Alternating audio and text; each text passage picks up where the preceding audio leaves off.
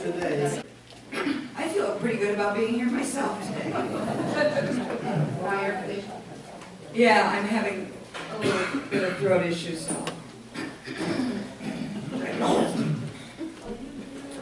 I'm delighted to introduce my friend and former colleague, Karla Erickson, who is our new speaker for the next 4 sessions. Karla came to Grinnell in 2004 after earning her PhD. We are her first PhD job, and delighted that she's still here among us in the community and at the college. Karla is a full professor of sociology. I just didn't do enough talking before I started. If you'll engage me at break time, I'll sound better afterwards. She also, in addition to her teaching duties, served for 2 years as Associate Dean of Academic Affairs. It's interesting to note, because she's in sociology, I think it's particularly interesting to note that she actually started her working life as a waitress and bartender, and did that for a number of years before she became a PhD and explained what all that work was about. And you might remember Karla also did a book called How We Die Now that actually was a study of healthcare provision at our own Mayflower, involving both residents and healthcare providers there. Her current interests, as we can see from her topic today, include machine and human interaction, and she's going to speak to us on driverless trucks and the future of work. And this is the time when I tell you to turn on your T-coil if you're using one, and to please silence your phones. And let us welcome Karla.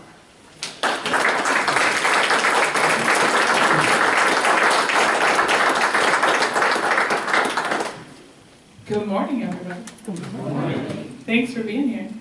When Judy made the call, it was a good call. We still run this week. I was afraid that there wouldn't be as many people here because I'm so excited to talk to you about this subject matter. So thanks for being here. You're my very first audience on this new book project, so I'm pretty excited. So thanks for inviting me, Judy, and thanks for that nice introduction, Janet. I am going to ask you to get started either in your head or in the note card that I may have given you, or if you have a journal with you. I'm just going to ask you a couple of questions from your own lived experience of technology, and we'll talk about that to start our 4-week series. And I'll back up and say a little bit about myself and the project, okay?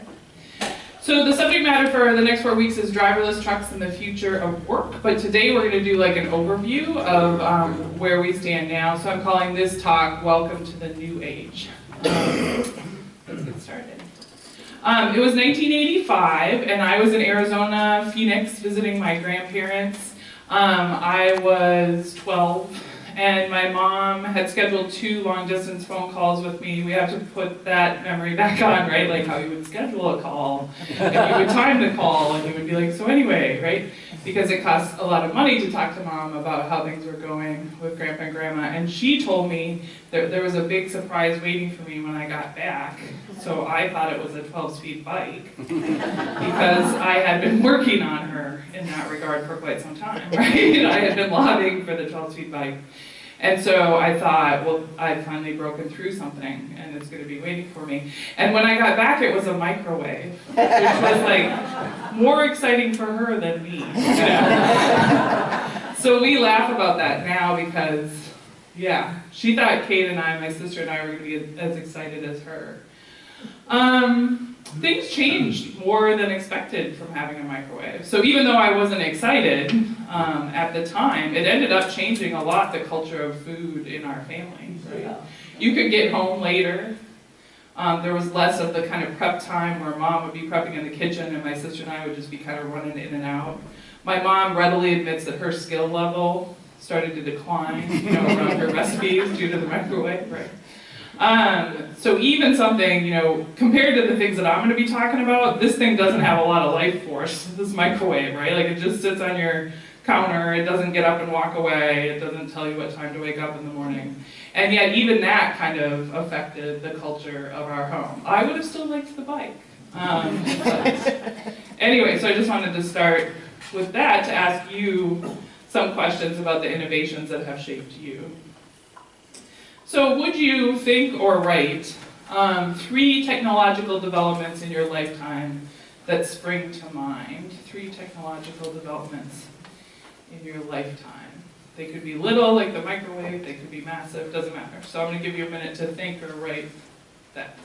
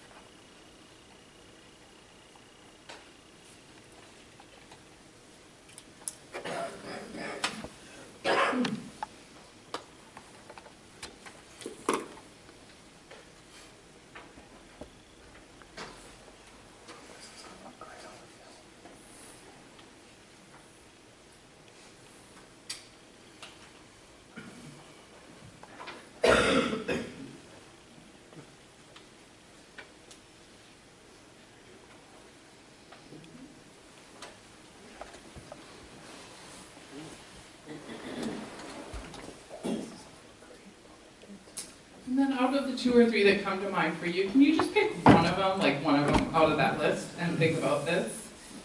Circling or selecting one of those. Describe what you think were the big effects of its arrival, whether it's in the world, in your neighborhood, for you, for your family, maybe economically, maybe socially. How did it change things? Just think for a little bit about that one.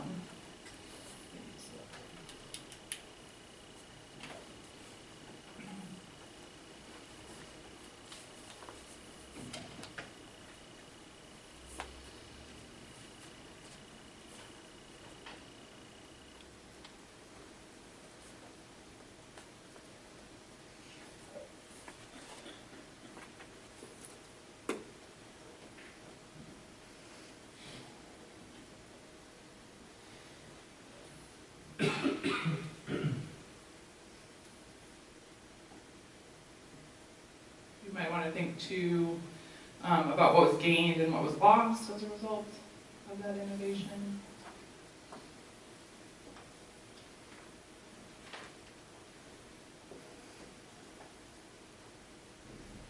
All right, so let's start there. Janet has the microphone, and we are going to wait until she arrives at you. I'm interested to just hear some examples of innovations that came to mind for you. I just want to know what's in the room. So I'm going to keep track of them, and Janet's going to bring the mic. Thanks, Janet. Gail Grinnell. I expect a lot of us put computers, but my example is a little different. Okay, it was good. the Commodore word processor in the 80s, and our son was in college, and Yeah. he had cerebral palsy, and Oh, couldn't wow. do any writing or type, anything. Yeah.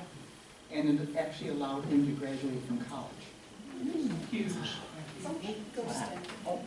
Commodore word processor, and it particularly allowed your son with cerebral palsy to, that's fantastic. And probably affected other people, right, at home, but him the most. Yeah, right. Okay. Actually, Ruth Greenwald, those of you who know Ruth. Wow. What? Ruth Greenwald, those of you that know Ruth, yeah. Stan Greenwald, I'm revealing my heritage. Yes. And it was tractors for Ah, farming. right. I had hoped somebody would say tractors, Stan. It's a big one, right? Stan, can you get the mic back and say something about what you remember it changing? The tractors. Sorry, Janet. Well, you didn't have to hitch the horse, you didn't have to feed the horse, you didn't have to clean the horse's stall. And all you had to do was go to the gas tank and fill it up. And man, your father trusted you with that machine. Do all things, even do wheelies with it. Okay, I'm going to get to everybody, but I'm just working my way up in an efficient Thank you, manner. Janet. You decide who, yeah. The Joan Baker. Yes, I was. The dial telephone, which cut the number of operators, so you have job losses. Exactly. And it did away with party lines, so you couldn't listen in. I forgot about party lines. That's awesome. Thank you, John. Okay. Karla, Yes. I go back far enough. Oh, first radio that came into our home. First radio, okay. So Art is up front here, the first radio. Art goes back far enough to hear, remember the first radio that came into your home. What do you remember it changing the most? Art? The Saturday evening programs. Yep, Saturday evening programs were a big deal, They right? originated in San Francisco. Yes. Stories about Chinatown primarily. Wow. So many of the radio programs on Saturday night, some of you will remember this, originated in San Francisco, West Coast, and so they told stories on the radio about Chinatown. So those were particularly influential. Thank you. John Knorr. Yeah. Remote control. Remote control. Can you say, I was hoping someone would say remote control. How did it affect One you? result is obesity.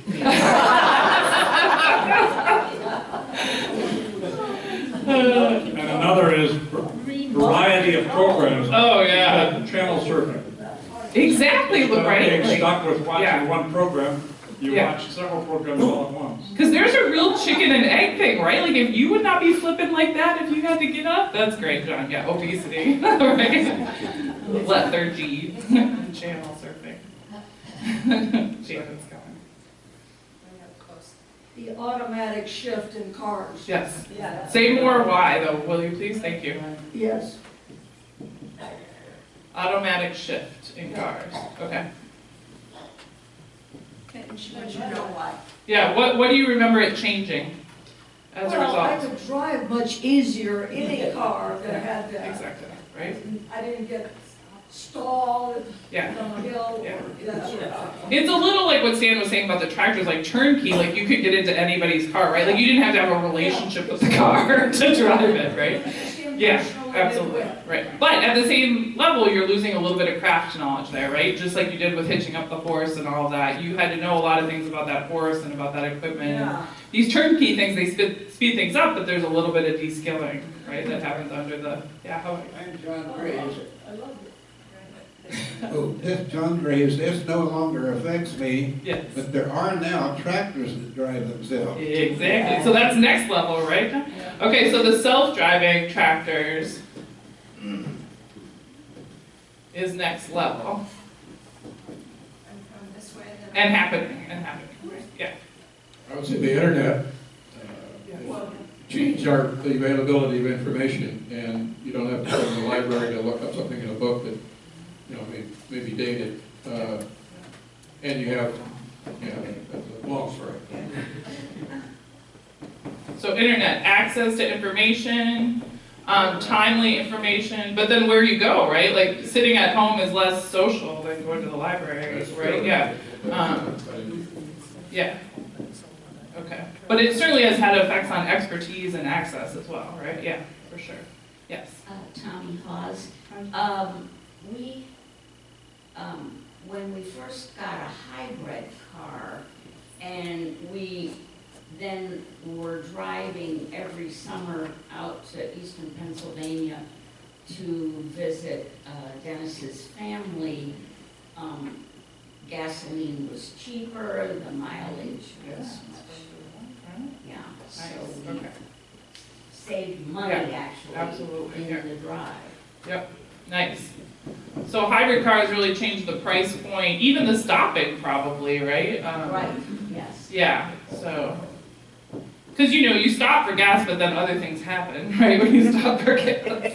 Yes, thanks. Automatic washer, dryer, and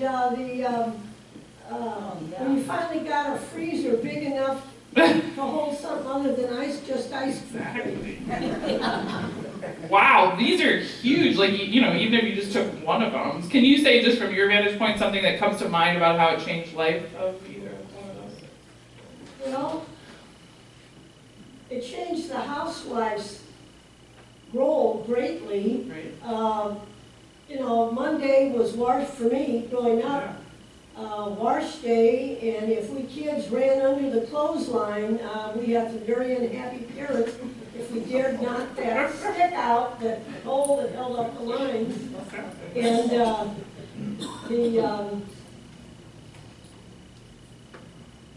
freezer, the enlarged freezer top, meant we could finally buy ice cream and bring it home from the store Right. instead of walking to the ice cream parlor on the corner. Beautiful development, so ice cream comes to you, right? But it has a kind of, the washer and dryer being in the home certainly changes dramatically, right? Those rituals around washing and drying. And who can do it, right? Ultimately, it starts to change who can do the washing and the drying. Not as much as maybe And people at what thought it time would. of the day you start it. Yes, exactly, right? It's not the whole day, too, right? Yeah, thank you. Bonnie Redenis, the Xerox machine. Xerox, thank you. I haven't thought of that one. Yeah, that's right.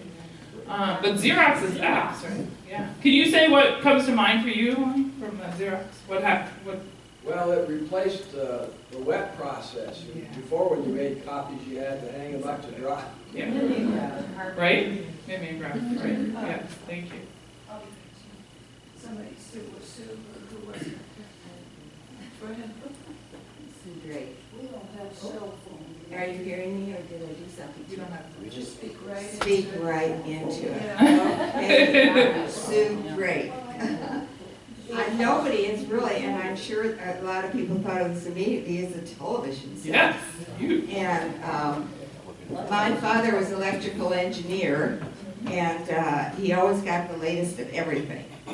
So we got one of the first television sets, I'm sure, in the neighborhood where you hung a big blue magnifying glass over it to make it enlarge. Really? Yeah, we had looked through this magnifying glass. And I would say that probably took over listening to the Lone Ranger or whatever on the weekends when Right? you'd be on the radio, Exactly. you know, a radio. Yeah. That radio time became TV time, probably. Yeah, you could see these people. Yeah. Wow. I'm trying to go in the order that I see them here. How much longer? Let's do like 3 more. If that's I was thinking about the steam engines, the streetlights. Can't hear you. I can hear you. Yep. Because my Yep. dad was in the railroad business and my grandfather controlled the steam engines. Yep. Especially based on the last class, she was thinking about steam engines, and you said your family was in the business, right? Yep, and drove locomotives. Yeah. Here in Packard, and cell phones. I saw one of our kids took a picture of all the adults with their cell phone reading away in a group, Yes. and it takes away the conversation. In fact, my son talked about one cell phone time in New York where there were a whole table full of people, young people, talking on the cell phone but not verbally. I'm glad you brought up cell phones, because I also could have just said, start with cell phones, make a list of all the consequences, right? Because so profound, yeah. Luther Erickson. I grew up in a dairy farm in Wisconsin, and we didn't have milking machines when I was a boy. Yes. And that was a huge technological development that made it possible for my father to continue farming after all the boys grew up. And Ooh, yeah. Nice connection. So milking machines allowed your dad to continue farming after the boys were grown, right? Which would have been much harder without. Okay, thank you. Nancy Baumgartner. A more recent innovation that has changed my life drastically is on-demand and streaming television, because I'm no longer tied to the television as I used to be and watch what I want when I want. Right. So that's great though, Nancy. Like, because it's not just that it's very niche and you can watch your shows, right, and watch them continuously without ads, which is nice, right? But also that you can take it with you, right? And so like that, you know, the step that gave us the remote controls where we were all sitting on our duffs, right? Is changing a little bit. You see people in the gym watching Netflix, right? Or obviously at the airport, nobody's looking at the airport TVs anymore. So thank you. Okay, so those are all huge and exactly kind of, oh Chris, good. 2 more, and then this is precisely what I was hoping to do, is like to start with the innovation, but then to start to look around at what occurs to each of us, right? Like about what is socially consequential of the device. Yeah, Chris. Chris Bates. This kind of underlies a lot of these with the constantly improving ability of cables. I remember as a child, transatlantic phone calls had to be scheduled, extremely expensive, and you had to wait 10 seconds to hear, and so the conversations were non-existent. And now fiber optics, the internet, etc. So it underlies all of it. contributes immensely to the Yeah. lack of interpersonal So communication. cables, right? All those innovations are on cables. You don't need an appointment for a phone call, the speed. I heard now that in the financial markets, they're actually physically moving the building closer and closer and closer because even with the fiber optics, those millionths of seconds kinds of differences are making differences for trading, right? So just, and really like, the speed of our cables affects the speed of our life, right? Like it's not the most visible thing, but it definitely does, right? Awesome. Okay, thank you, Janet, for getting the comments. I really appreciate it. Okay, thank you for getting us started. I appreciate that. So the next thing I want you to think about is a robot specifically. Okay, so I'm going to give you, instead of coming up with the innovation, I just want you to sit and think for a minute about robots. I want you to think about what comes to mind for you personally, like visually, when you think robot, okay? So think about this. I just want to have you think about these questions for a second, then we'll hear back from some folks in the audience. I want you to think about when you hear robot, what is the robot doing? When you hear robot. Is it or how is it interacting with people if you thought of a robot, or is it just hanging out with its robot buddies? So think about that. And then again, just for you personally in the audience, what emotions, if you can kind of tune into the sensory piece, like what emotions come to mind when you hear robot? Do you experience curiosity? Do you know, does the Terminator come to mind? So where are you, like just the word robot itself. Maybe you have a robot at home of some sort that you're fond of. I'm just interested to know in the room what comes up with that very present day technology. So sorry, Janet. Janet had no idea that this was going to be this level It's all of running steps. around. It's all counts. It's all steps, and we're counting them probably. Thanks, Janet. Okay, so any of those questions, I'm just interested to hear what comes to mind for you. Well, our kids down in Texas had a little round robot vacuum cleaner, and before we moved to Grinnell, I was walking along the streets in Ottawa, and somebody was sitting on their porch watching a little robot lawnmower up this steep hill, and I jumped. There's one, was the lawn mowing robot in Grinnell or no? No, the lawn Okay, it was mowing before you robot, did. the Okay. first lawn mowing robot I encountered was in somebody in the town of Ottawa, which is below Ottawa, Sioux sure. City. Yeah, okay. Was using. Because we have a lawn mowing robot in Grinnell. I know the yard. I think there are probably more, but I like to watch the people watching their robots when I am walking my dog. I think it's really interesting. Okay. Because obviously, Roombas are hard to ignore, the little vacuum ones, right? Because you're just sitting there and it kind of rushes in between. Yeah, exactly. So, yes. I think of robots, I think of car manufacturers, and it's mostly arms. Yes. There's no head or body, it's all arms putting the car together. Thank you. So when you think of robots, you think of the arm that's putting together the car. Makes a lot of sense because they were so ubiquitous and they really transformed work and commodities in the United States, right? And got a lot of press, I would say, right? That particular transition is more visible than the cable transition, for example, right? The insertion of those arms in place of mainly men, right? It was mainly men in that position. Here's something scary about robots. Just the other day, a couple of days ago, I heard someone interviewed who's an expert in robots, and she claims the robots she works with, they have different personalities. And I thought, that's kind of a horrible thought. Each has a personality, and they reacted differently to things she said. It was kind of scary, but it was absolutely fascinating. Yeah, absolutely. Thank you for that. Yeah. I also have somewhat of a fear of robots. I wonder if we are getting to the place where their technology is helping us, or we're working for technology. That is a heavy question. Yes, thank you. Thank you for that. Actually, a couple of people get the same idea, Harry Ailberg, but you always think of those arms and how many jobs they replace, or the Amazon warehouses where they can come and are programmed to pick up certain things and bring them there. So obviously, there's a lot of person power that's replaced. But I think I may have heard the same program on artificial intelligence. Yes. And there's a long way to go. I mean, in terms of the algorithms to play a chess game or to play Go, which is more complicated than chess, and they're building all that in. So the time is going to come. I think Japan had some robots who were checking people in at the check-in desk, but I think that was less than popular. But for people elderly in Japan, to have a robot companion that looks more human, but they're doing that already. I may show some of those in coming weeks. There was a really epic fail in Japan where they had a hotel that was mainly staffed by robots. The robots were in the shape of dinosaurs for some reason. And apparently it was like super alarming when you get off like a 16-hour flight and you're greeted by a T-Rex robot. And then also, if you snored, it assumed that you needed it. And so it kept waking people up in the middle of the night to assist them.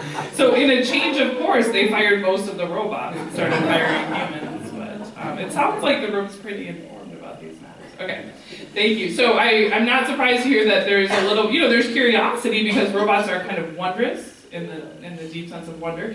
But then there also are some questions, right? Not only about them, but just about our relationship to them. And like you said, that kind of shifting, like is technology working for us, or are we beginning to work for technology?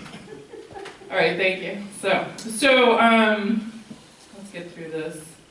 Speaking of technology, so we talked about that. Okay, so this is me. I think the origins of this book that I'm working on and this talk that I'm giving today started when I read Jeremy Rifkin's book in '95. This is The End of Work, the Decline of the Global Labor Force, and the Dawn of the Post-Market Era. So post-market era in 1995 was pretty scary to think about. I think we use language like that a little bit more now than we did then. Rifkin, in case you've ever encountered him, is just a really prescient guy, and he tends to run think tanks. Right now he's working on global climate change as his primary thing right now, but he's just somebody who, for whatever reason, he's an economist, but he's very well informed around other social sciences. It sometimes feels like he has a bit of a crystal ball. And he did in '95. When I go back and read sentences from this, I'm just kind of blown away by what he can see, what he can foretell. So that's me, not in '95. The workers that so I'm a labor ethnographer, and what that means is I have the privilege of studying people in their working worlds. So I go into their working worlds, I work alongside them, I tell stories from their working worlds, and the kind of identities that people build at work, and then the communities that arise out of people's labor. So these have tended to be the sorts of workers that I've been interested in.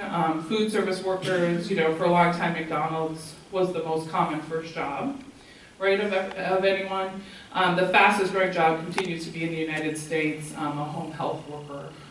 So my last book was called How We Die Now, and it was really about interactions between nurses' aides and the residents that they serve in long-term communities, long-term care communities. So some of you might remember those talks, and then I've been kind of tinkering, as one does, with other kinds of workers. So I came and did a talk about millennials and how they think about, some of you were at that, how they think about like life and work and balance and all that kind of stuff. So I was tinkering in the generational literature, and then I got really hooked into what I'm going to talk about with you today. So what is interesting to me is when I read Rifkin's book going back, it planted a seed in me that has never really left. And so when I teach my course called Work in the New Economy, which is a 300, a higher level sociology class with my students, which I've been teaching for 15 years now, I kind of always plant some seeds around this. Kind of the question of like, what will we do if the technology finally delivers, right? So the story of technology has always been that it'll come in and it'll reduce our workload. And my question is always, as a labor ethnographer, like, well, what are we going to do then, right? Like that sounds nice, kind of, but like, you brought up obesity. But just kind of like, we haven't all been cultivating passions and hobbies. So on that level, it's like, what do you do with all that freed up time? Historically, as Mike Gunther said when he came last time, there's a really nice historical book called More Work for Mother that just showed that when the technology came, he brought this up, the standards just rose, right? So that's one of the trappings of technology is that oftentimes now you have a Roomba computer, or Roomba vacuum, so your floors just have to be cleaner, right? Your grass just has to be mowed every day, right? And so that's one of the trappings, but as a labor ethnographer, I think that work, in addition to a paycheck, structures our time, provides sources of meaning, connects us with others, produces community of affinity, right? Like there's just a lot of things that work provides. Right? So I've been interested in that for a long time. People like me who are labor ethnographers are looking around at these kinds of workers, right? Like, because these are what most people on the planet are doing for a living, right? It's serving pretty cheap, fast service, and then also taking care of a rapidly aging population. We have historically thought of white-collar work as being super distinct from those other kinds of jobs, right? Like the jobs I just showed are considered kind of embodied, right? You use your body a lot. It might be the kind of job that you would get right when you get out of high school, right? Like there's a ladder within those economies, but not everyone climbs them, so it's considered kind of an entry-level job, right? That kind of thing. And then there are these other jobs where you put on a pressed shirt, you probably have a college education. It just affords a different kind of life, right? One of the things that I'm gonna present to you is that when we start to get down further into questions about artificial intelligence, like Harriet was bringing up, the distinction between those two types of work starts to dissolve a little bit in the new age. So that's part of the conditions of the new age, that when we think about the present technologies that are being built, they are going to access types of human labor that we haven't historically thought of as being accessible. And the prime example I'll give is translation, right? So there are artificial intelligence computers that have beat UN translators for their knowledge of language, right? So we used to think of language as being too complex, too human, right, to hand over to a computer successfully. And so because of some of those changes, these workers are also viewed as potentially, imperiled by technology in a way that hasn't historically been true, right? When the tractor came, as Dan brought up, we knew which group of workers that was going to impact, right? In both positive and negative ways. Now we're looking at, the reason Jeremy Rifkin called it the end of work is now we're looking at more like a question of like what jobs can't be replaced by technology. So we'll get to that too. Like that's where we're going to get in week 4 is like what can't technology do. So going back to the beginning for me, I had, even when Judy asked me if I could do this series of talks, thanks Judy, I was just talking about driverlessness. I was going to spend a whole year sitting in I-80, riding in trucks, talking to truckers, right, about what they thought about the end of drivers in semis. That was going to be my whole project. And so I got started with that in the summer and this fall. This is a year where I don't have to teach, so I have a lot of time to like read and poke around and do research. And that's what I was going to do. And I thought I was a perfect place to ask questions about truckers, right? Like everybody knows a trucker or is a trucker. A lot of our small towns rely on truckers. It's just a great place to ask these questions. What happened for me, and this is what I'm going to walk you through, is when I got into the driverless truck question, I realized that it was a tip of a really big iceberg that for me had been submerged. Like I was a little obsessed with driverless trucks because I'm a labor ethnographer, but I really didn't see that like that's what we're talking about, but the question is actually way bigger. So my goal over the next 4 weeks is to kind of infect you with some of the things that I found along the way and have started thinking about, for which truck drivers become a very important center, and that's why we're going to spend next Wednesday on driverless trucks, but it's not the whole story. So the story kind of shifted for me a little bit. So here are these guys. I just wanted to show you that, okay, so here's how we would traditionally imagine a truck driver. Your average truck driver is 49 and white and married. This is a truck driver in his own truck, but he's not driving it. He's watching the computer drive it. I don't know if you can see, but he has like an iPad-like thing. Yeah. So you see that? Like it looks like he's watching TV. He's watching the computer drive.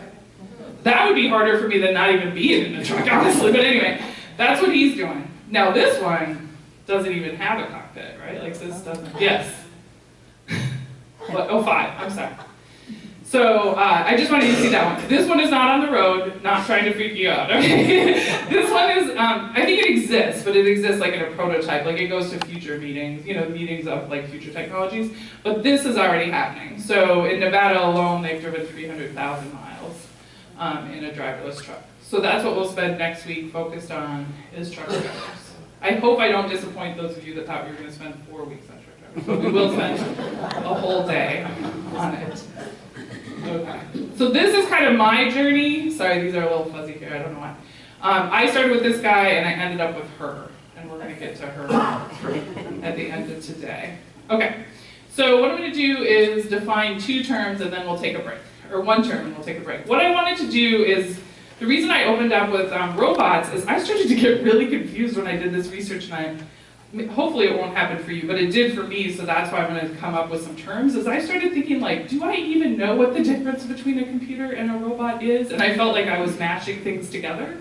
And then I wasn't sure where the line between, like, a smart computer that's put into some kind of embodied thing becomes artificial intelligence, right? Like, I didn't know when something became artificially intelligence versus just like a good machine. So anyways, I wanted to provide you with some terms because maybe it'll help anchor some of the things that I'm going to talk about.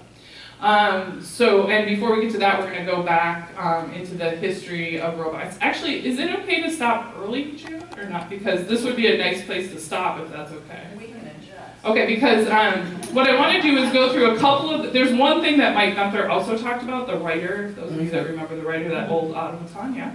But I wanted to show you a couple more as we think about how far the arc of robots reaches back. And really, Mike and I did not coordinate, but those of you that happen to have done both classes, I think it's going to end up feeling like just one really long class. I hope an interesting one. So we'll pause here because I think it would be disruptive to get started with this, and we'll come back at 10:02. Well, we'll come back in 10 minutes, which will be about 13 up. Which was good because the bell is broken. Find another cow. Thanks, everyone. Usually when I give talks, I don't have tons of like hyperlinks and reaching out, but I'm kind of trying to walk you through what I found, right? Like I said, I started with the drivers, and then I started poking around, and I'm like, wow.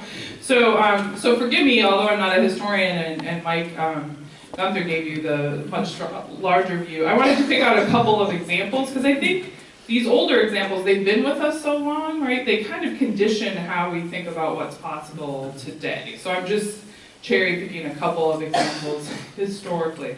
So we know that in 1100 to 1200 was a golden age, Islamic golden age, and we know that this is really striking to me that they built machines as complicated as, for example, a hand washing machine that also gave you a towel. I mean, that's kind of fantastical to think of that, a mechanized wine servant. We don't have easy videos of these kinds of things, but there's drawings left behind, that kind of thing. In 1495, this is a hotly debated, I mean, Da Vinci definitely proposed an automaton, but we don't know if he built it or not. Experts disagree about that. The mechanical monk, I suspect some of you will have seen. This is not a great videotape because it's kind of like wasn't supposed to happen. This is somebody in the museum itself. Thank you. So all I wanted you to see is that it's a lifelike size person who is really doing things and the kind of ambition of that. We'll talk in a minute about his face. So his face is both human-like but also kind of creepy. Right? We'll talk about that. What are the power sources for these right? robots? Yeah, that's what I wondered. So most of these are built like clocks. Most of the stuff that we're looking like is built like clocks. So there's a winding for a power source. Thanks for asking that. I thought exactly the same thing. So that's not a very interesting video, so I'm going to get out of it. But I just wanted you to see that. That's not so bad. Oh, there we go. Good. Okay, then the digesting duct, personal favorite. This is 1730. Why they needed a digesting duct, I don't know, but I think you will find it amusing, yet digesting. My son likes this one.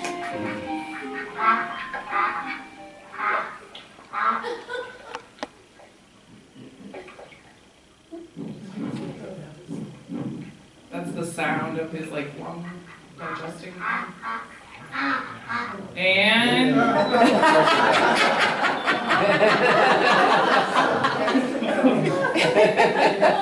my son can't get enough of that. He is 7.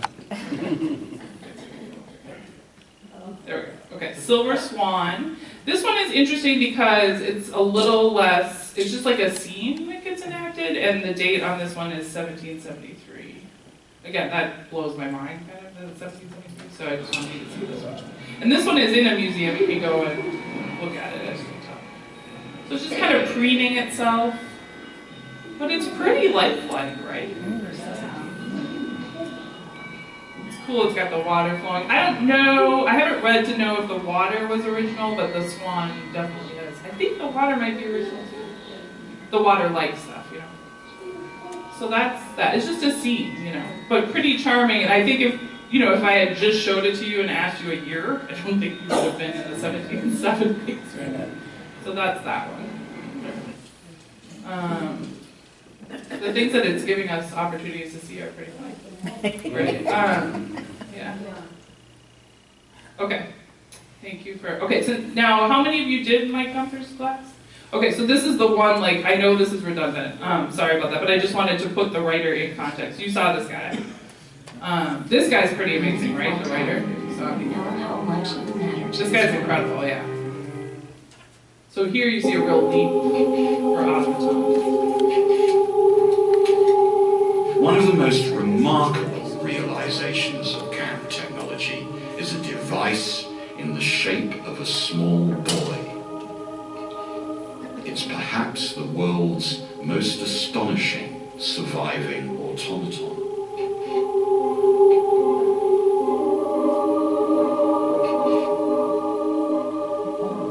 What's on this card is a piece of writing made by a 240-year-old machine.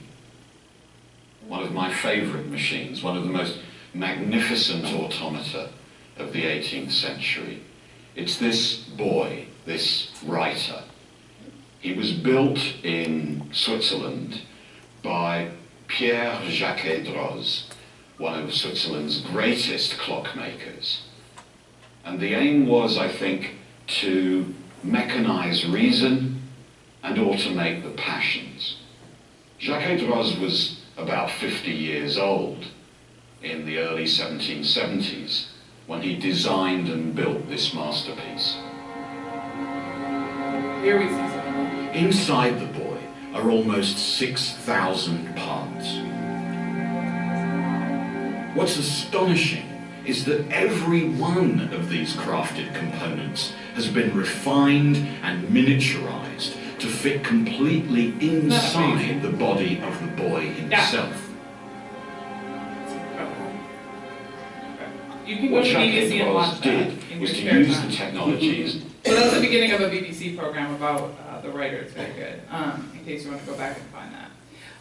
So the writer's amazing, right? 1770s. So we're jumping from the 18th century to the 20th, okay? So this goes back to your comment about the car assembly plants and going from humans to these arm-like robots, right?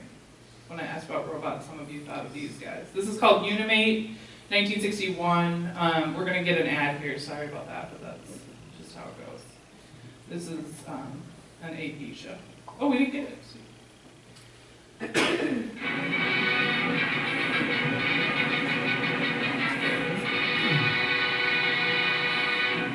This is Movie Time. Leslie Mitchell reporting. A robot for industry. And this is it, Unimate, a machine that can reach out to 7 feet and perform a multitude of tasks in factory or laboratory as skillfully as a man, but without getting tired. It's controlled by a built-in memory system. You just lead it once through the required motions, and it can then repeat them 24 hours a day, week after week.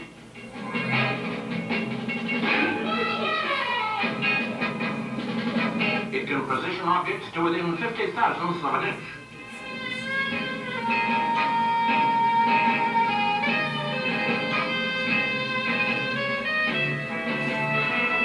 Completely unaffected by heat, cold, fumes, or dust, it could take over a lot of unpleasant jobs.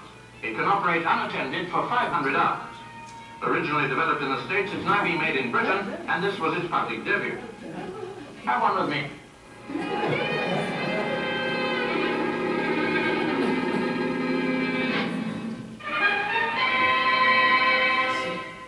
just have...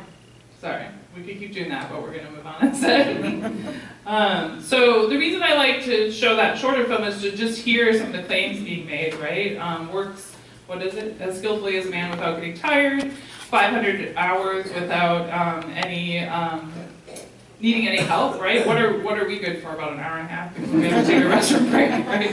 And so you hear a lot of those claims, but then you also hear the accuracy claim, right? About how fine the detail work is, right?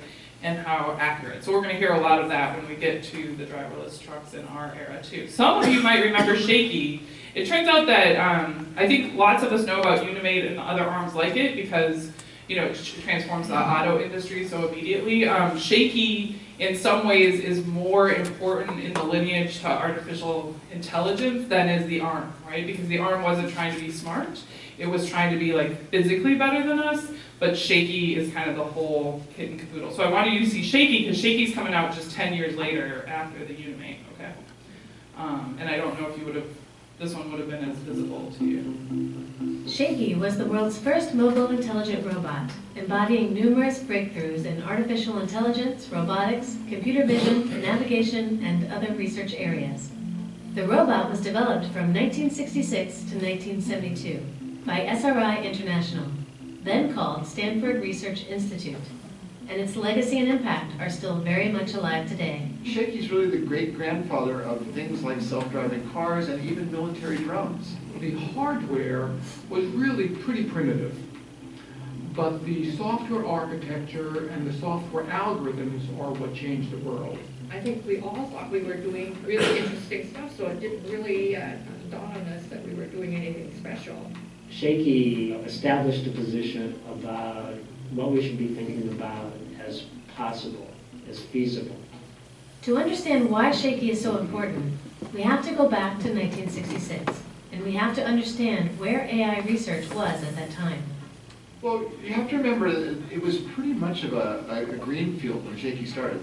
All over the country, and even outside of the United States, people were beginning to build the components to artificial intelligence. Nobody had tried at the time that Shakey was launched to integrate all the components of AI and robotics into a single moving vehicle that could reason about the world, could sense the world around it, and could take actions. Prior to 1966, there were no robots, or at least non-intelligent ones. The concept of an intelligent robot was limited to the realm of fiction. You will meet a charming character in The Robot, always at your service.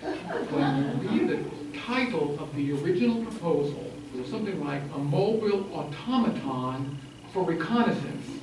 And the reason we called it an automaton was because until Shakey, you couldn't go to a funding agency and say, I want money to make a science fiction kind of device. So we needed a name, and finally Charlie, in his inimitable fashion, said, it shakes like hell when it moves, let's just call it Shakey. Key components of Shakey's hardware were a TV camera to observe its environment, an antenna radio link, bump detectors, and a push bar to move objects. My role was mainly get the images and get whatever coordinates they needed to. Okay, so the reason that Shakey is particularly important to the story that I'm going to be telling is that you see that the arm, right, the Unimate, is mainly like meant to physically replace humans, like some craft knowledge, right, some knowledge of how to do that one narrow thing. But mainly it's about the physical accuracy, right? Like that every time the robot moves, it never moves a 1 more inch, but we do, right? Like that kind of level. And then you also at the same time, of course, had computers when they showed like the lights lighting up on some kind of board. You have the people working on the mind and of replacing us, right? And what you see in Shakey is a really audacious, right? Like really early on, really audacious combining of those two things. And so that's part of the story that we're in now in terms of the new age, is like we made pretty big advancements on the physical side, and then we made pretty big advancements on the kind of machine mind side. And when those two come together, you get something like a contemporary Shakey. I also think Shakey's interesting because he's not meant to be pleasing to the eye or anything. Like he looks like a lab rat, right? Like he looks like a thing that like scientists are playing with. They're not trying to put him in your home, right? Like they're really doing like the science. And one of the stories that I've started to pick up on regarding artificial intelligence is like most of us, like ordinary citizens, are really not in touch with how far along these labs are. And a lot of these labs started because of Shakey, right? So like he's saying, like he didn't even have a language to propose Shakey, but because of the advancements that they made with Shakey, major universities started competing around the world to build these kinds of machines, particularly Canada. I mean, Canada's really far ahead. Japan, you're aware of, is really far ahead in terms of implementation of artificial intelligence. And so Shakey just kind of opens a lot of doors.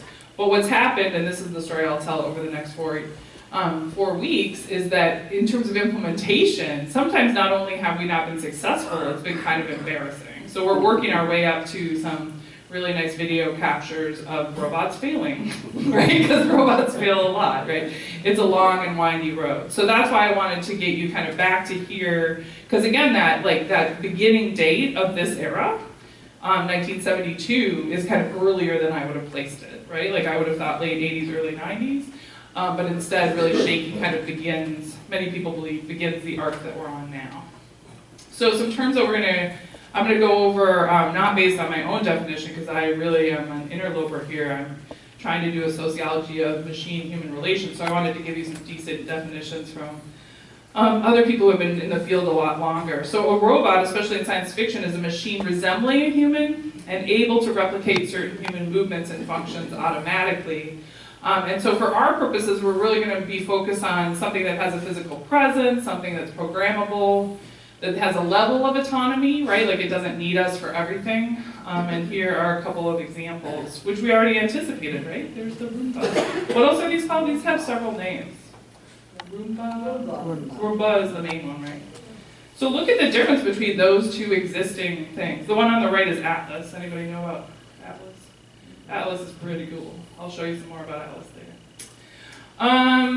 So then let's turn to artificial intelligence if we have robots down. So John McCarthy first coins the term artificial intelligence in '56 when he invites a group of researchers from a variety of disciplines.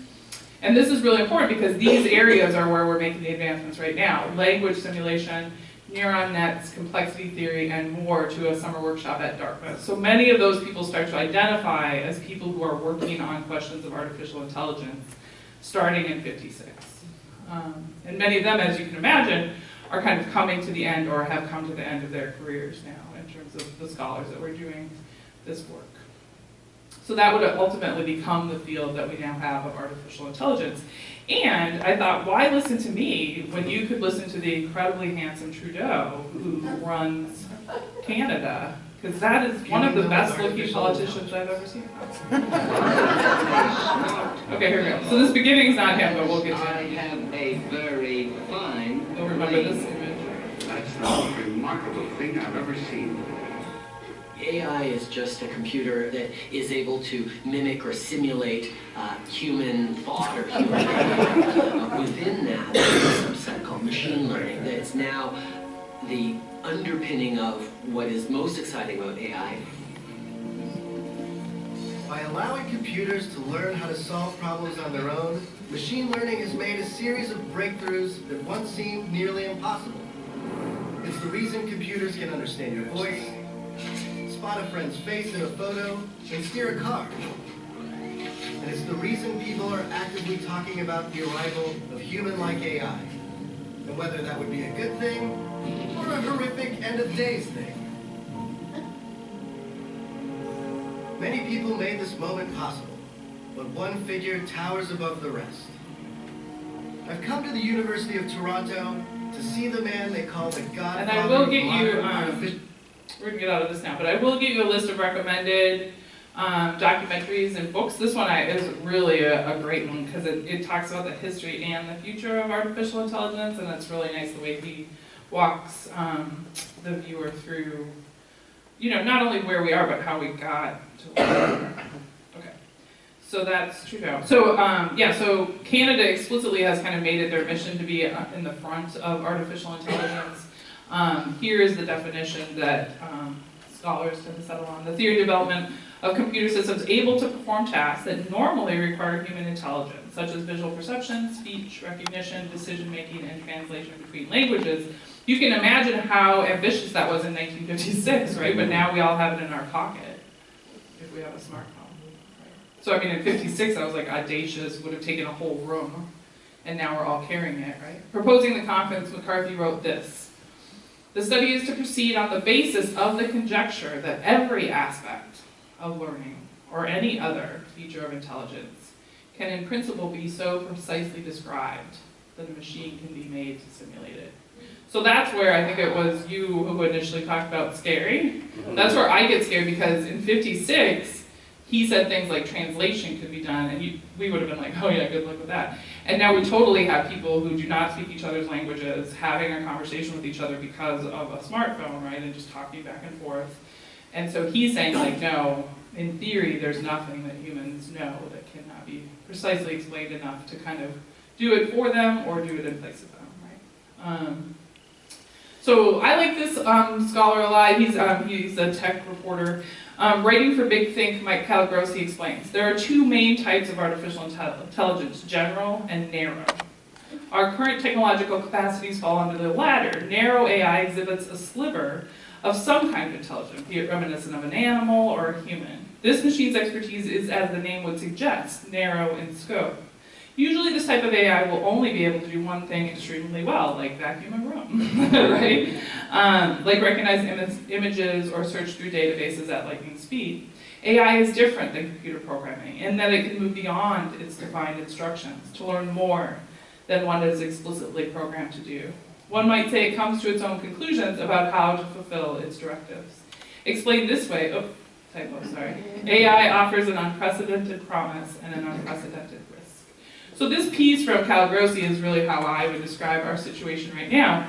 I know that people in the room are incredibly well informed. I imagine if you are listening to documentaries or radio interviews or reading on the subject, you will often see people like list machine learning as one of the big advancements, right? But people don't always explain what machine learning is, and people will talk about artificial intelligence and kind of leap to it. And like I said earlier in the hour, I'm not always sure where that moment begins, right? And so here are some qualities of artificial intelligence that I just want to double down on, right? It can move beyond its defined instructions to learn more. It comes to its own conclusions about how to fulfill its directives.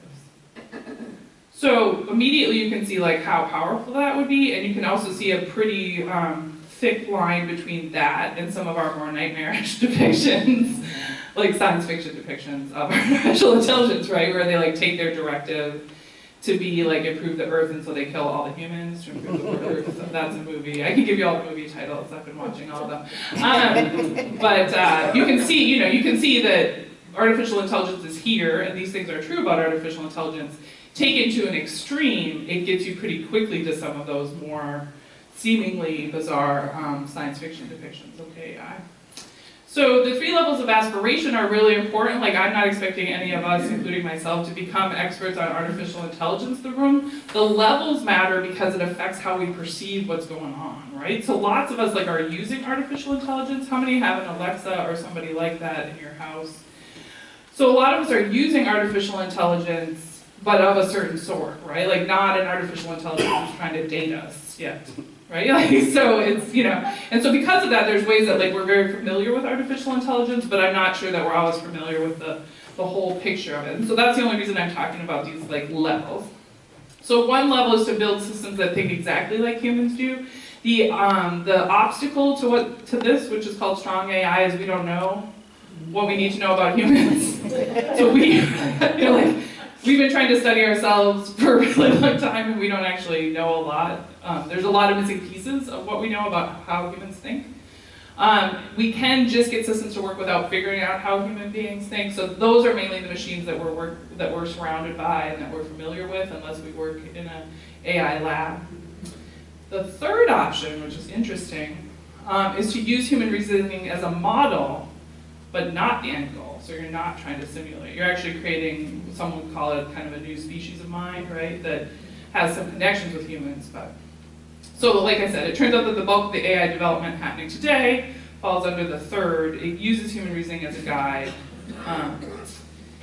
Another thing that I want to point out, because it underlies all that we're going to be talking about in the next 4 weeks, is if you think about the Unimate and that arm, which I think a lot of us kind of remember the implementation of that, that was very visible and it was immediately commodified, right? Like it was immediately connected to a thing that a person could buy, right? And it did lower the price of cars, but it also got rid of a lot of jobs, right? So there's that. But then Shakey is kind of interesting because there's no immediate commodification there, right? Like nobody's trying to put Shakey in your living room because he shakes, he makes horrible noises, right? Like, so, and he's like a little alarming, like he doesn't have a face, and like, so that's what was interesting is that work is happening in the laboratory, right? And it's not visible to most of us and it doesn't have a purchase value yet, right? Whereas the Roomba from the very beginning is invented to vacuum, right? I will say that a very close friend actually had the experience where an animal had an accident and the Roomba picked up the accident and spread it all over the room. So even something that simple, there are epic fails and contradictions to the technology. It sounds like a rumor that you would hear, but it actually happened. So, you may have heard about the singularity, which is really far out there, but I did want to bring it up because you've heard of the singularity. Oh, okay, good. You haven't heard about the singularity. When I first heard about the singularity, I was like, okay, I've fallen down some kind of rabbit hole now. So Technopedia describes the singularity as the emergence of super-intelligent machines with capabilities that cannot be predicted by humans, right? So it's just the super smart. This theoretical idea sounds like science fiction, but the increasing speed of computing power, what is going on with my spell? I'm talking about machines, and my spell check is not fixing my mistake. I'm sorry. Sorry about that. Increasing speed of computing power has led many experts to believe that it will eventually transform human life to something that would not be recognizable today.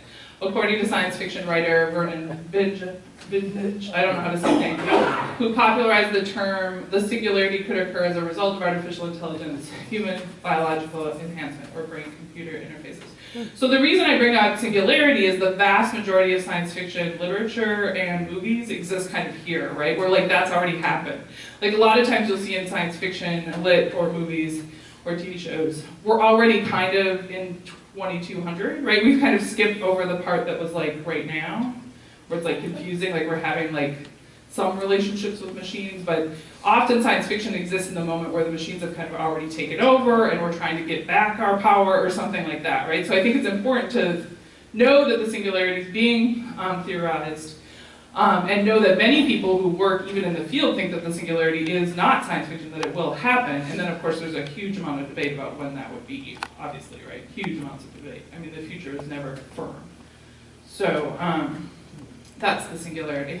Finally, machine learning is one thing that I feel like if you don't know exactly what machine learning is, it's a worthwhile thing to take from this series because it's really connected to some of the things that Gunther was talking about over the last 4 weeks, like this one, thread of a new technology, right? So if you think about the use of steam as being like a huge advance forward, this is kind of what machine learning is like, right? It's like the building blocks. So a term coined by Arthur Samuel in '59 when he stated the ability to learn without being explicitly programmed.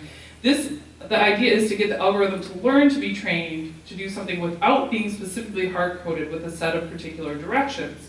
It is the machine learning that paves the way for artificial intelligence. So the best example of this, somebody already brought up chess, I think it was Harriet. The best example of this was, for a long time, people have been trying to get computers set up so that they could beat us at chess and at Go. One model of that is you write literally 2 million lines of code. 2 million lines of code with no errors in it, right? That's one way to get the computer to beat us at chess. The other is to give it basic parameters, let it play 3 million games of chess, and then see what it knows at the end. The second example that I just gave is like machine learning, right? You give them the particular, you give them the parameters, and then you set them off. And that is how Go was beat.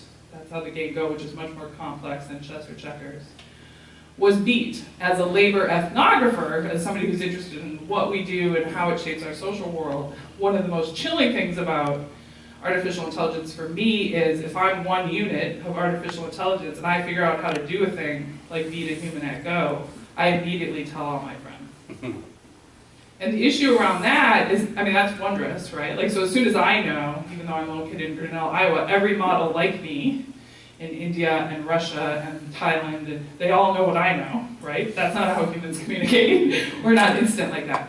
But all the people that built me, that like helped me get a PhD, and all the labor that went into me, right? Like that immediate transference of what you know is a big part of what kind of kicks us in the gut around jobs, because a lot of us are involved in jobs that help build people in one way or another, right? Like kindergarten teachers and people who make clothing so we look a certain way, and so that's the part that kind of, I'm somebody who's always thought about training and how we kind of come into our work and we are molded by our work, and so that's a piece that I think is really interesting. It's not just that one machine that can now kind of learn on itself by itself, but it's also that as soon as it knows what it needs to, it can transfer that almost instantly to machines like it. So that's machine learning. Yeah, so it starts with Samuel's interest in getting the machine to beat him at checkers, and that's what he did, is he came up with an algorithm that he gave his computer the ability to learn as it played. And this has been the crux of the idea ever since. I'm not going to go into deep neural nets, that's a bit much. Okay, this is where I'll end with definitions. We'll probably get back to that later. I think we'll end with definitions and this short video. The Internet of Things, raise your hand if you've heard the Internet of Things. Okay, so that's just like a bunch of your devices in your house or in your community talking to each other, right? And just kind of coordinating with each other. So it refers to the billions of physical devices around the world that are now connected to the Internet, and they're collecting and sharing data. Thanks to cheap processors and wireless networks, it's possible to turn anything from a pill to an aeroplane. Computer scientists, you might have to explain the pill thing to me. I don't understand how a pill becomes part of this. But anyway, airplane into part of the Internet of Things. And so it's not just that they're talking to each other, but it's the data dump. And what I didn't know until I started doing this research is how much huge amounts of data are needed. Huge amounts of data is kind of like food for artificial intelligence. Without it, you can't get to a certain level, right? So the excess of data, the number of clicks, what you can capture via the internet is a big reason why we are now able to have some of the leaps that we are having. This adds a level of digital intelligence to devices that would be otherwise dumb, enabling them to communicate without a human being involved, and merging the digital and the physical world. So I'm going to end with this video, and we'll have a little bit of time to talk about questions, and we'll pick up this thread. Next time, this is a robot named Buddy that they would like you to bring into your home. Okay. You can decide and make an informed choice after you meet him. I don't know how much he costs. I'm afraid to know, but anyway.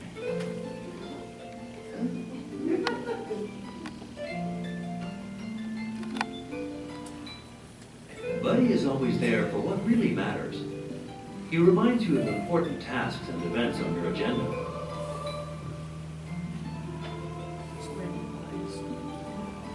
Wake up, Michael. Don't forget, it's Mom's birthday today. Buddy, turn on the lights. Let's go wake up Juliet.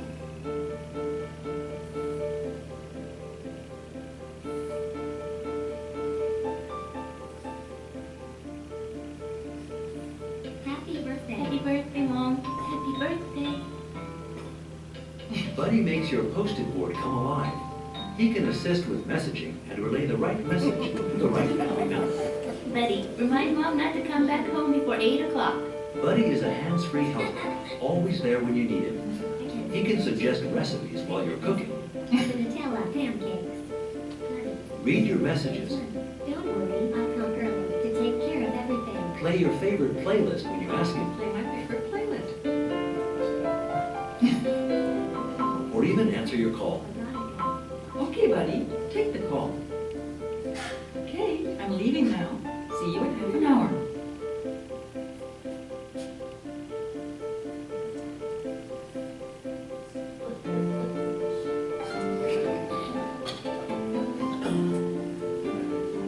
Buddy is watching your house. He patrols your home while you're away and alerts you when detecting any unusual situation.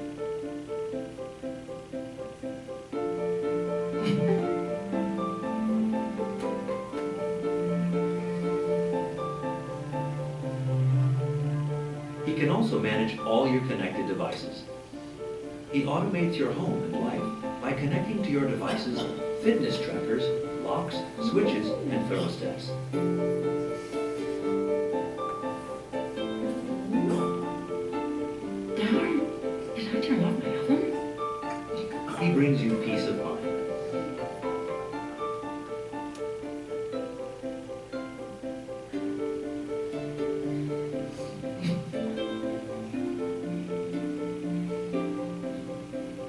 milk, Matilda? Buddy is an edutainment companion. 7 times 7. He allows your child to learn through play, such as practicing times tables while having fun. Perfect. Good work. Thanks, Buddy. My pleasure. Ben. Buddy is your best shot. He captures special moments and can send them directly by email or by social networks. He detects when you smile for a picture or video, sees and tracks through his camera to recognize your face. Call Grandma to show her mom's birthday cake.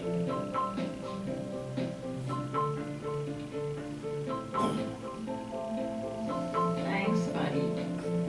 Follow me. Buddy keeps your loved ones close to each other. He allows you to communicate with your loved ones, being there with them for moments that count. Hello, Grandma. Buddy, send me a birthday cake picture. With Buddy, it seems more like the other person is there with you. Buddy ensures the well-being of senior citizens at home through social interaction, by providing assistance, and by reminding or monitoring. It's nice. Bye, sweetheart. Okay, see you soon. Bye, Grandma. Let's play hide and seek. Why? Always me. Buddy is a playmate. 49, 48. He plays hide and seek.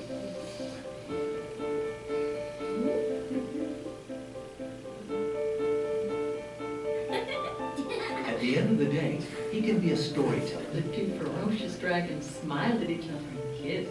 Later, they flew home to their castle and get married.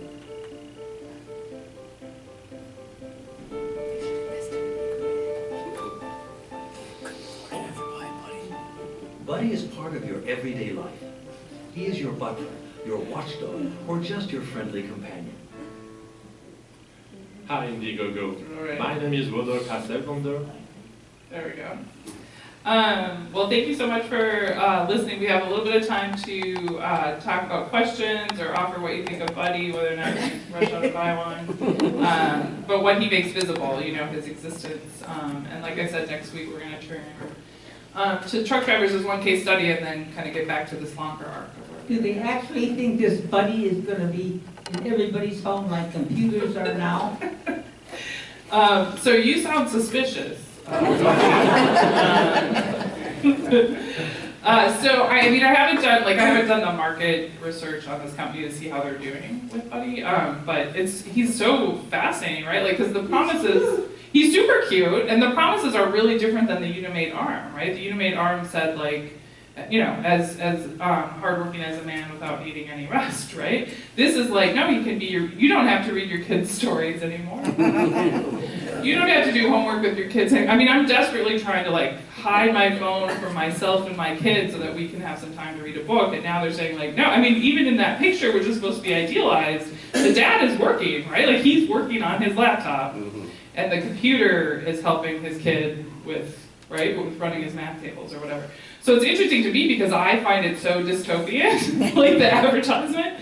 It really makes me wonder, right? He's adorable. He's basic, but he's not very sophisticated, right? Like he's basically like an iPad on a Zumba, right? And that's why I wanted to show him to you, because you're like, is it really good? I don't think he's going to hit hard at all, right? Because I find his promises to be not very different from where we are now, and then like a little alarming. Like I wouldn't really want him in my son's room while he was sleeping, because he's also gathering information, right? He's not just providing information. And then also the patrol, did you see that it says patrol? Yeah. That really alarmed me because it's like we have real infractions of a police state into huge parts of our life, and so I don't really want to start to see my house as a place that is being patrolled even inside of it, right? Like I have a dog, right? But just the idea that like he can control things for you, and I don't know about you guys, but I'm so bad at using these devices that it would take me so long to communicate with him, I might as well just drive home and see if the stove is on. I mean, it's just like, right? And does, and Grandma also has a buddy. Grandma has a buddy in order to bring everybody closer. No, Grandma has a buddy. That wasn't the same buddy. No. Yeah, so, yeah, absolutely, right? And it says that it puts us together, like that Grandma having a buddy puts us together, but they're not together, right? Like they're really different places. Like that's not factually true, right? Exactly, right? So yeah, I thought that in a lot of ways he kind of captures a lot of the things that I'm curious about, right? Like he has a lovely little face. He promises to live with you. He promises to solve problems that might not be problems. right? And then he also has that kind of clunkiness, right, of combined technologies, the body and the mind. Like, he's not quite there yet, right? Like, but you can imagine a 5th generation Buddy who would be very compelling, right? Like, Buddy isn't quite there yet, and I don't want my kid to like Buddy better than me. That's like a big concern. There's somebody with a microphone right there. It's interesting that you mentioned it. I don't know if I could put this together exactly, but there are times when it crosses my mind that human beings nowadays, with all the technology that allows them access to incredible amounts of information, at times it seems as if we're striving in order actually to be competitive with machines. And this little Buddy thing, I think really, you know, I don't know how you compete with that really. But I think human beings are really getting very close to the point where they're in competition with machines, and it might be a losing battle in the end. I not be too dystopian about this. Yeah. No, but does this mean, I don't know if I'm expressing this well. But you're doing all the things that I've been doing over the last 7 months, so thanks for doing them, where I will read a book and then I'll call my mom and be like, I am super freaked out right now, right? Like, when I give myself enough time to think about these matters, right? Which I think we're all kind of casually aware of these things. And some of you have deeper depth of knowledge, so I'm not erasing that. But when you really start to think about our orientation to machines, I think it is, of course, thrilling, but it is also scary. Because I think there have been maybe some tipping points already, and I think we're approaching some big ones, right?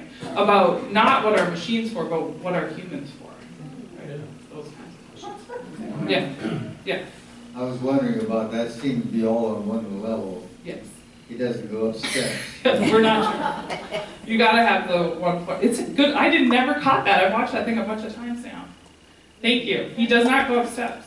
I will talk about steps in robots in week 3. The steps are a real problem for robots. Uneven terrain is a real problem.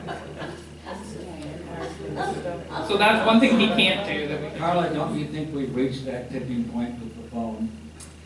Yeah, what do you think? It's taken over. I mean, in other words, there are people who are taking over. Many people taking over by that.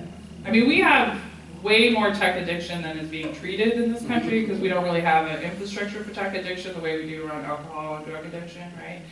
We have a lot of people that we have pretty much lost to machines already, right?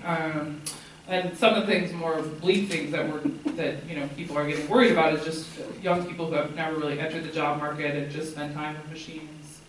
People who have kind of been de-skilled around their ability to just converse with other humans. I teach at Grinnell College, so I don't have any of those students. There's no way that they would get into Grinnell. But on the other hand, it's super common, somebody already said it, to walk up to a group of students who are having lunch together and nobody's even looking at each other's faces.